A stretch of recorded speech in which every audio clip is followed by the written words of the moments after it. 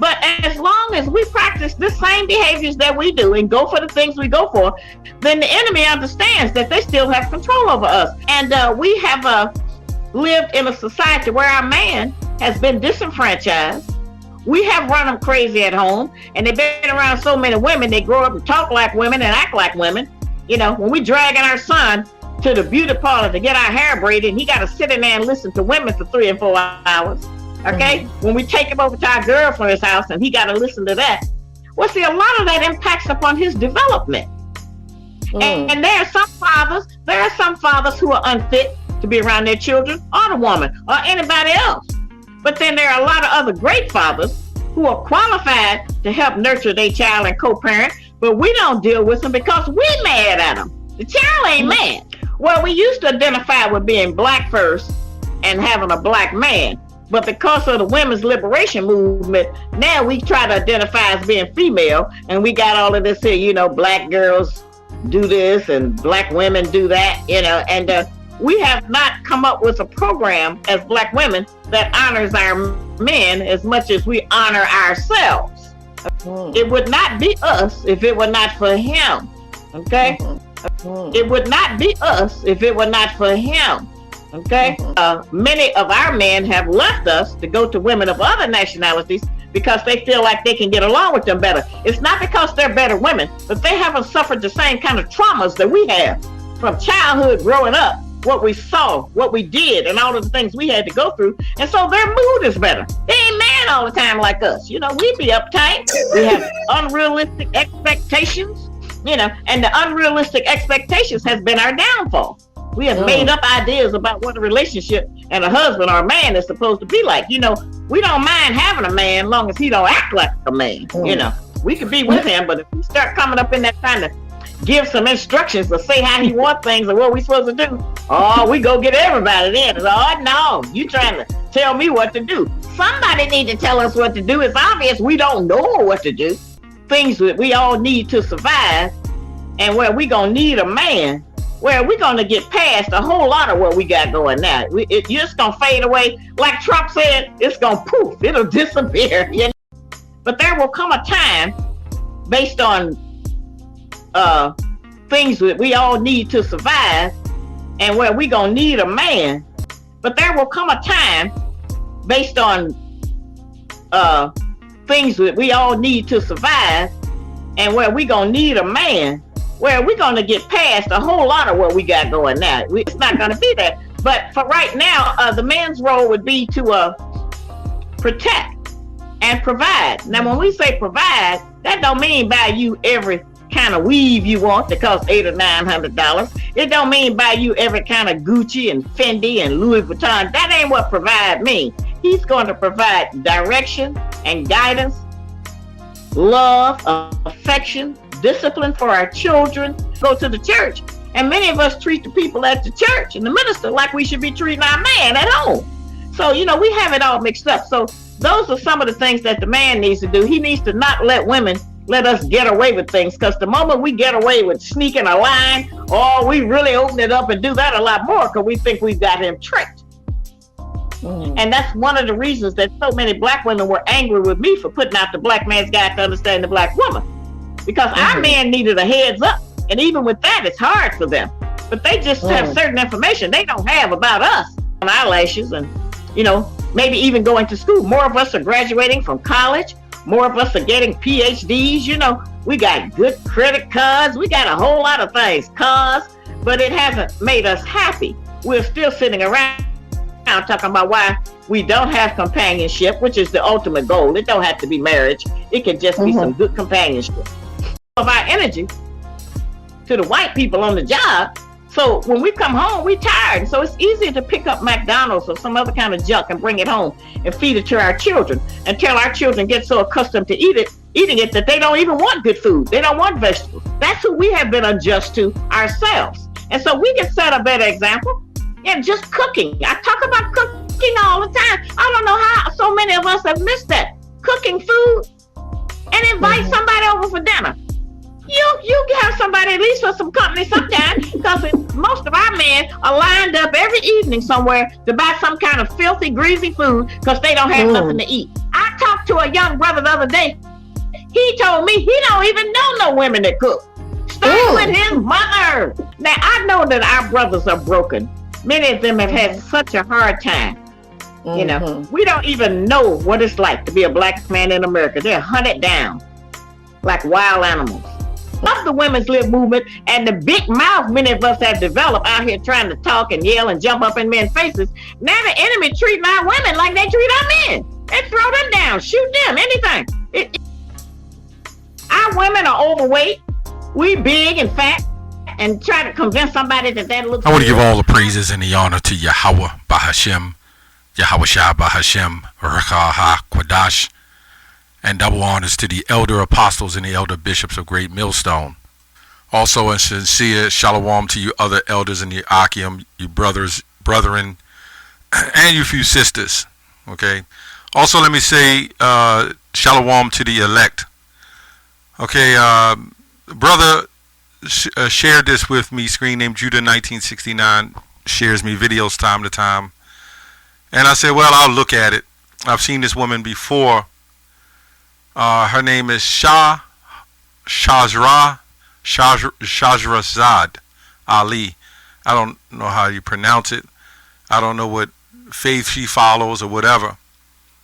But it's the intro pretty much says it all. The video that you've seen says it all.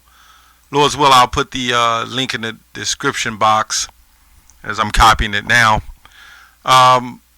What can we say?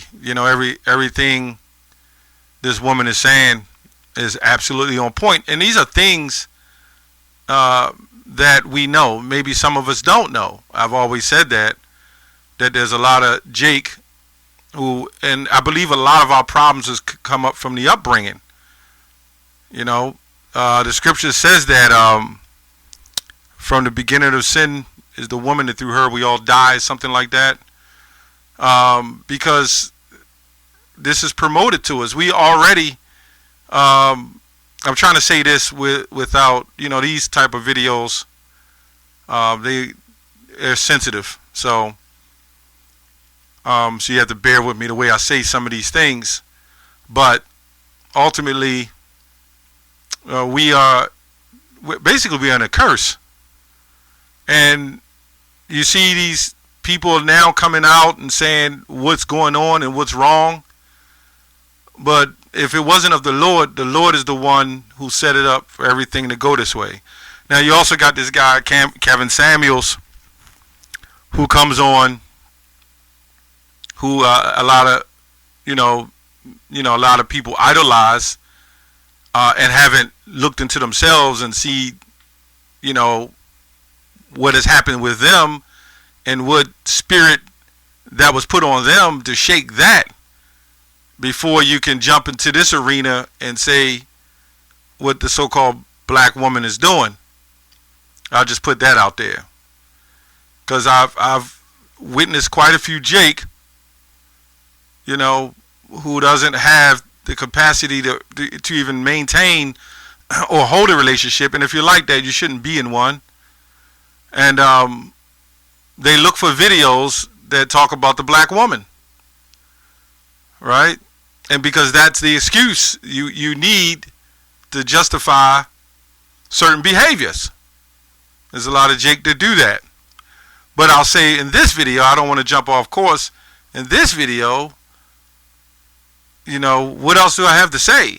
Everything she's saying, I'm just putting a short commentary to it. Everything she pretty much saying is on point.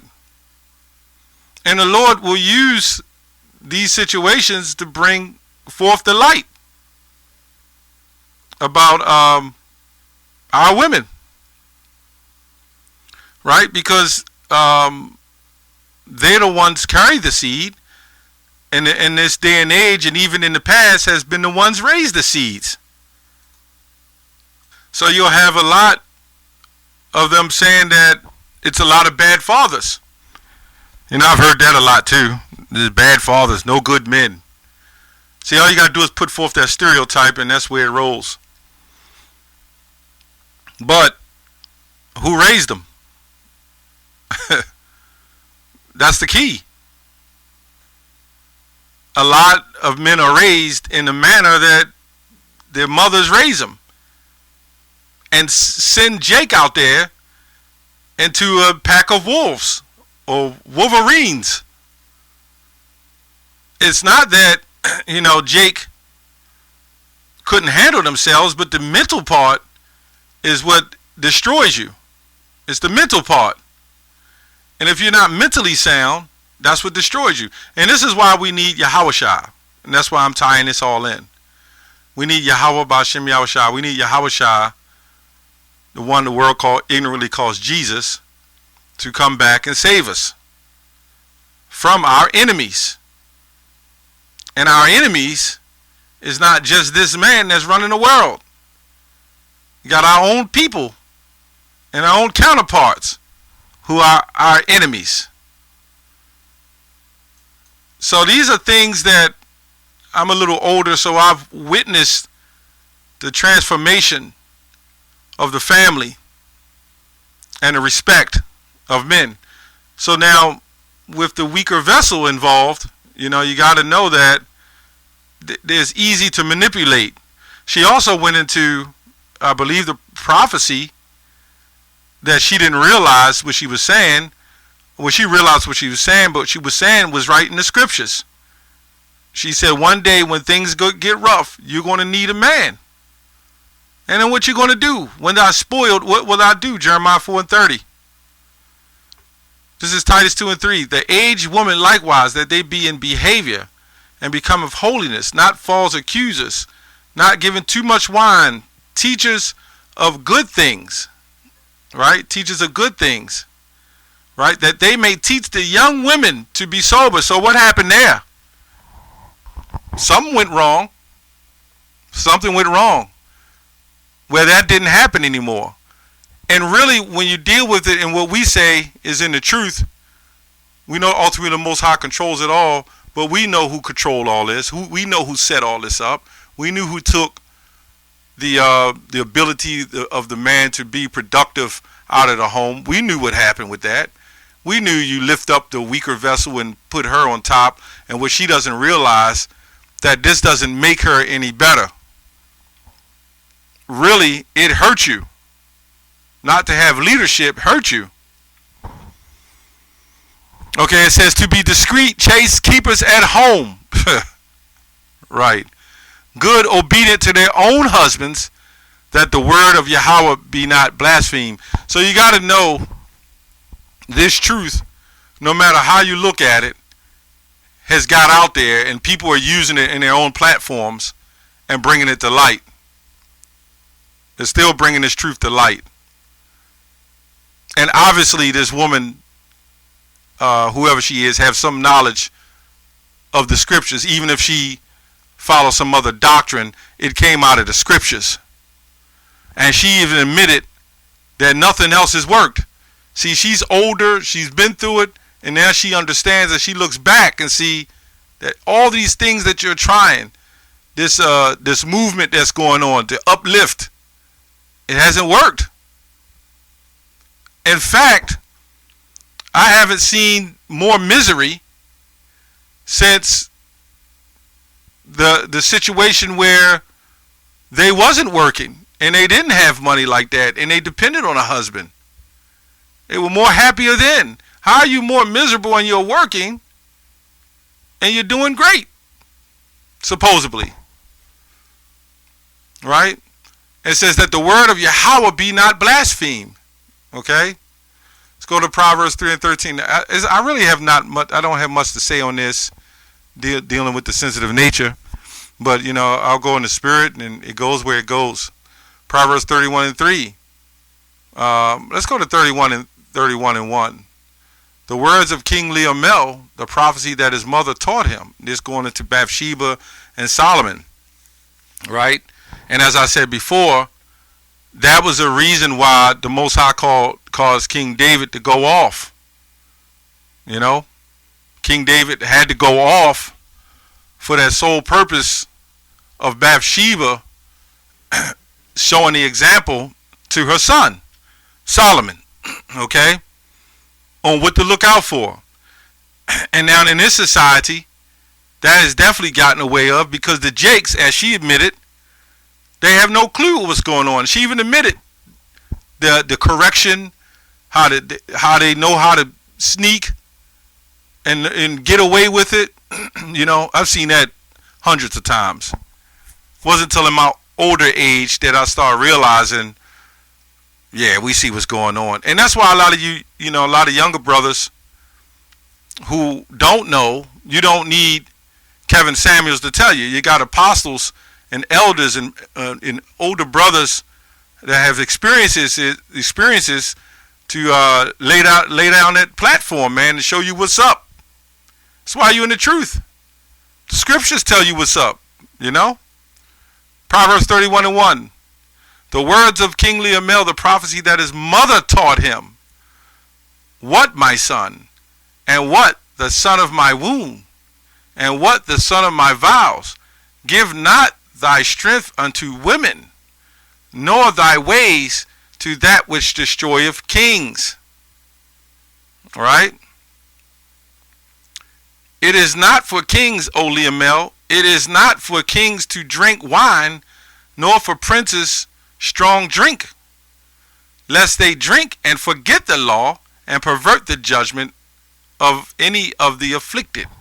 It's not talking about you can't have wine or drink. It's still going into the philosophy of the chivalry and all that, and give the woman what she wants. Because what happened eventually to King Solomon? Put his strength in the woman. And you see what happened. And a lot of you Jakes haven't woke up from that. A lot of you haven't woke up from that. And it's crazy because a lot of these things that she's saying that I believe brothers have done, elders have done, I remember in the past. I've done videos on those topics. The video never stayed up very long, but hey, I did it anyway. So now I just put the clip in and the message gets out. Anyway, I don't believe there's nothing else to say. I'll put the link in the description box, Lord's will. That's all I have on that. Shalom.